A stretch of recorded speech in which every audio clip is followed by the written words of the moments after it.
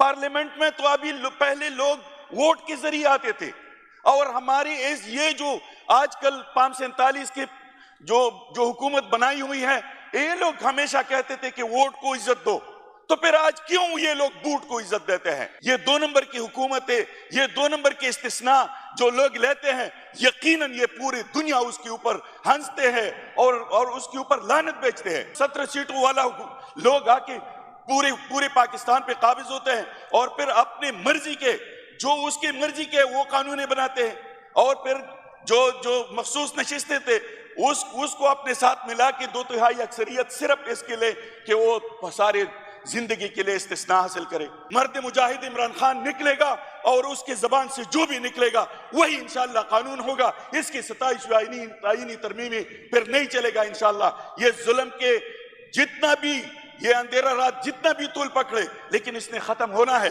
इसने इन लोगों ने आगे जवाब देना है इंशाअल्लाह। ये जवाब देंगे और इंशाअल्लाह उसको फिर ऐसा ही जवाब मिलेगा, ऐसे ही अदालतें मिलेगी, ऐसा ही उसको अदालतें उसके लिए भी अमल करेगा जैसे आज ये लोग करते हैं। हम इसके साथ कोई ज्यादती नहीं करेंगे। शुक्रिया जनाब स्पीकर साहब। स्पीकर साहब, सबसे पहले तो मैं इस असेंबली में ये एक बात, जो पाकिस्तान आज़ाद हुआ है इस्लाम के नज़रिए पे, और इसके दस्तूर और कानून में इस्लाम और इस्लाम के ये एक नजरिए के तहत आज़ाद हुआ है मुल्क, तो फिर जो 27वीं आईनी तरमीम में इस्तिस्ना सारी जिंदगी की लोगों ने ली है, तो ये कौन से इस्लाम में है? इस्लाम में तो उमर रजी अल्लाह ताला अन्हु खलीफा वक्त था, और उसको खलीफा था उसी टाइम एक बंदा, आम बंदा उठ के मजलिस से और उसको कहता है कि या उमर, आप तो बहुत दराज कद का बंदा है, तो आपके एक चादर से कैसे कपड़े होते और मेरे उस चादर से कपड़े नहीं बनते? इस्लाम तो ये दर्श देते हमें कि खलीफा वक्त से लोग पूछते हैं, और इधर ये वैसा इस्लामी मुल्क है जिधर इस्लाम के जो कवानीन है उसको हम निकाल के कोई और अपने अपने कवानीन डालते हैं और सारी जिंदगी के लिए इस्तिस्ना मांगते हैं। ये तो मेरे ख्याल में कोई भी दुनिया के कानून में भी नहीं है। इस्लाम के कानून तो एक आला और मुनफरिद कानून है, लेकिन किसी भी दुनिया में कोई भी कानून से बालातर नहीं है। सर, मैं हैरान इस बात पे हूं कि ये मुल्क जा किस तरफ है।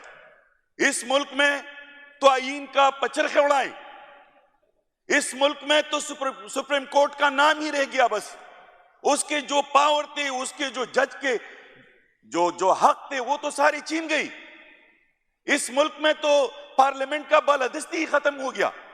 पार्लियामेंट में तो अभी पहले लोग वोट के जरिए आते थे, और हमारी ये जो आजकल 547 की जो हुकूमत बनाई हुई है, ये लोग हमेशा कहते थे कि वोट को इज्जत दो, तो फिर आज क्यों ये लोग वोट को इज्जत देते हैं? क्यों ये जो कल ये जिमनी इलेक्शन में हमारे साथ जो जुल्म किया गया है, और ये मैं नहीं, पहले तो 547 था, अभी ये लोग उसी 545 में गड़बड़ करते हैं और रद्दोबदल करते हैं। उसी 545 में मैं अपने हल्के का, अपने इलेक्शन में एक हल्के का नाम लेके आप उसको देखो, और फिर ये आपको पता चलेगा। बालोदा नाम एक जगह है, मेरा एक पोलिंग स्टेशन है, उसमें स्पीकर साहब मेरा 297 वोट था। जमात इस्लामी का जो मेरे साथ दूसरे नंबर पे था, उसका सिर्फ 39 वोट था।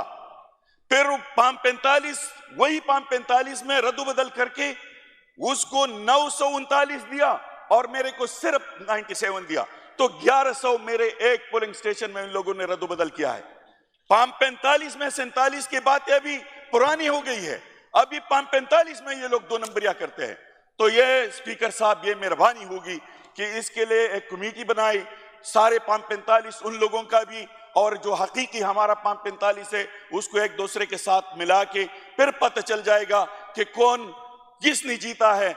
ये 2 नंबर की मुबारकिया, ये 2 नंबर की जीत, ये 2 नंबर की हुकूमत है, ये 2 नंबर के इस्तिस्ना जो लोग लेते हैं, यकीनन ये पूरी दुनिया उसके ऊपर हंसते हैं और उसके ऊपर लानत बेचते हैं कि यार ये भी हुकूमत है। ऐसी भी हुकूमत होते हैं कि 17 सीटों वाला लोग आके पूरे पाकिस्तान पे काबिज होते हैं और फिर अपनी मर्जी के, जो उसकी मर्जी के वो कानून बनाते हैं, और फिर जो मखसूस नशिस्तें थे उसको अपने साथ मिला के 2/3 अक्सरियत सिर्फ इसके लिए कि वो सारे जिंदगी के लिए इस्तिस्ना हासिल करे।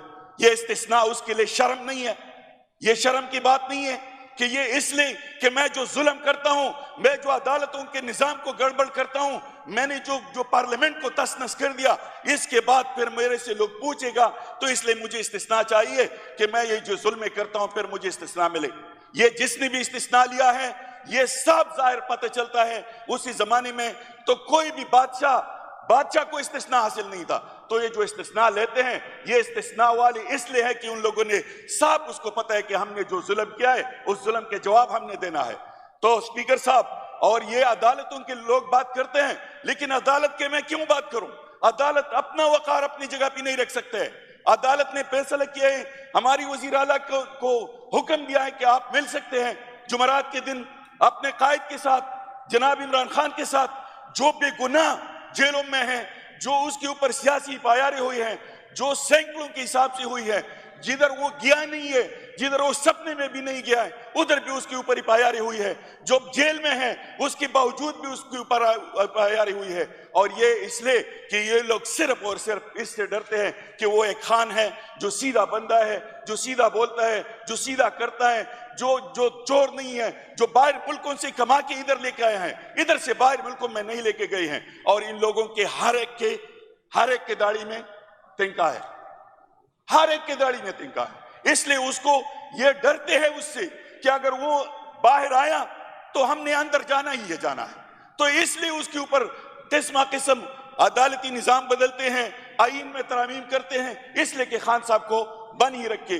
लेकिन ये एक बात मैं बताता हूं, कानून उधर ही होगा, कानून वही होगा जब इंशाअल्लाह मर्द मोमिन, मर्द मुजाहिद इमरान खान निकलेगा और उसके जबान से जो भी निकलेगा वही इंशाअल्लाह कानून होगा। इसकी 27वीं आईनी तरमीमी फिर नहीं चलेगा इंशाअल्लाह। ये जुल्म के जितना भी ये अंधेरा रात जितना भी तूल पकड़े, लेकिन इसने खत्म होना है।